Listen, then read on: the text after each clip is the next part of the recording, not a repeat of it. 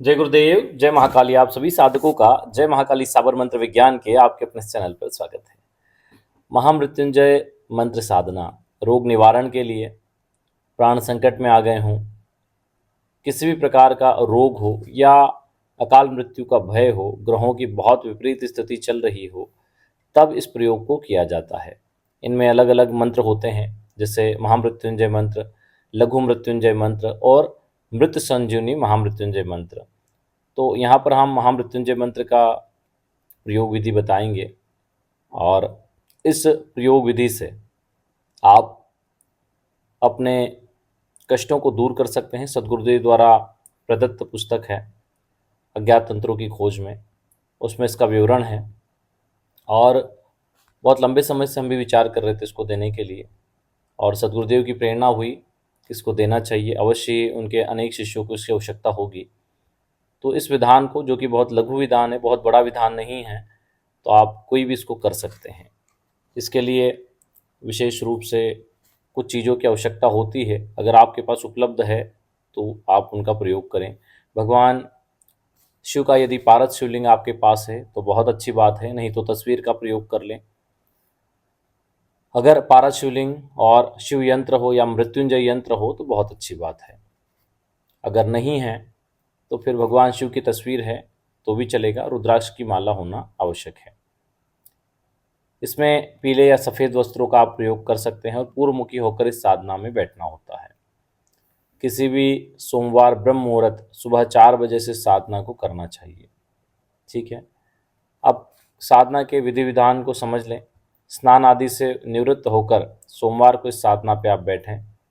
देखो, गंभीर से गंभीर रोगों के निवारण के लिए भी इस साधना को किया जाता है। चूँकि इसमें समय ज़्यादा लगता है, इसलिए 41 दिन से कम का समय ना लें, ठीक है ना। और 41 दिन में भी वैसे इसके 1.25 लाख मंत्र जप का अनुष्ठान करना चाहिए। लेकिन जो लोग नहीं कर पाए, पहले मंत्र को पढ़ के प्रैक्टिस करके देख लें कुछ दिन की कितनी माला कर सकते हैं। 1.25 लाख का नहीं ले सकते तो 51,000 का ले लें, फिर बाद में 51,000 का अनुष्ठान करें। इसकी हवन प्रक्रिया क्या है, उसमें क्या सामग्री लगेगी, वो भी समझा देंगे। सर्वप्रथम सुबह 4 बजे स्नान आदि से निवृत्त होकर सफ़ेद या पीले वस्त्र धारण करके पूर्वमुखी होकर बैठ जाएं। सामने लकड़ी का बाजोड़ हो, उस पर भी एक कपड़ा बिछा लें। यदि कलश स्थापना, अपना पवित्रीकरण आचमन कर लें।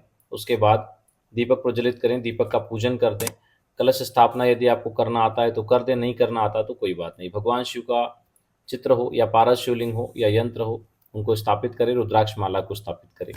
सर्वप्रथम हाथ में जल लेकर संकल्प लें आप किस वजह से इस मंत्र साधना को करने जा रहे हैं भगवान से। उस निमित्त हाथ में जल लेके अपना नाम गोत्र उच्चारण करके अपनी मनोकामना बताएं और जल सामने छोड़ दें।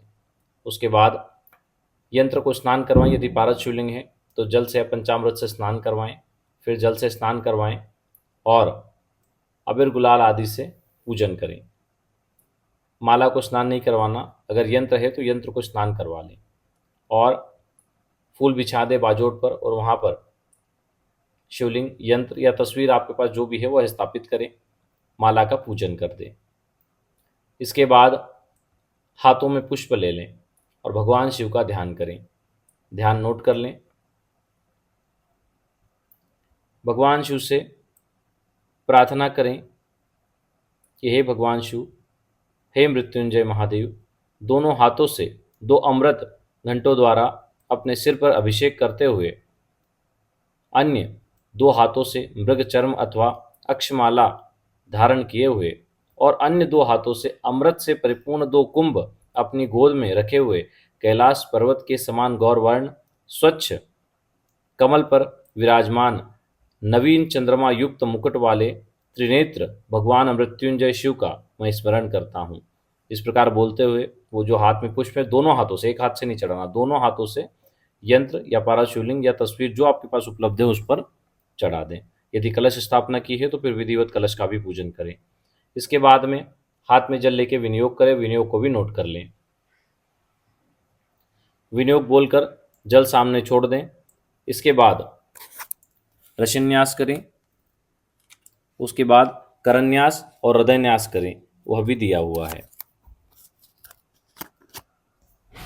इसके बाद में मूल मंत्र ओम त्र्यंबकम यजामहे, इस मंत्र का जप करें। ओम त्र्यंबकम यजामहे सुगंधिम पुष्टिवर्धनम उर्वारुकमेव बन्धनात् मृत्युर्मोक्षीयमामृतात्। इस मंत्र का जप करें। 1 लाख या 1.25 लाख का अनुष्ठान करना चाहिए। पहले प्रैक्टिस कर लें कि आप कितनी माला जप कर सकते हैं, आपका क्या रहेगा, एक टाइम सुबह या शाम में 2 टाइम कर रहे हैं तो कितना जप कर पाएंगे एक दिन में। उस हिसाब से फिर आप 51,000 या 1 लाख या 1.25 लाख का अनुष्ठान का जप संकल्प ले सकते हैं। ठीक है। इसमें ब्रह्मचर्य का पालन, जमीन पे शयन, एक समय भोजन, किसी से विवाद नहीं करना, गलत नहीं करना, बोलना, चुगली नहीं करना, ये सब नियमों का पालन करें। जब हवन होगा आखिरी में दशांश, जैसे 1 लाख मंत्र जप किया है तो 10,000 मंत्रों से हवन होगा। ठीक है। उसमें पीपल की लकड़ी का प्रयोग करें, ना मिलने पर आम की लकड़ी का प्रयोग किया जा सकता है। बिल्व, खैर, वट, तिल, सरसों, खीर, इन सब चीज़ों से हवन होता है। दूध, दही, पलाश, दुर्वा, यह सामग्री होनी चाहिए। विशेष रूप से घी का प्रयोग करें। साथ में सफ़ेद तिल, तिल के आधे चावल, चावल के आधे जौ का आधा घी, और हवन सामग्री पैकेट मिक्स करके उसका भी प्रयोग करें हवन में। ये प्रक्रिया पूरी हो जाए फिर 1,000 मंत्रों से भगवान का अभिषेक करें, इसी मंत्र को बोलते हुए। ठीक है।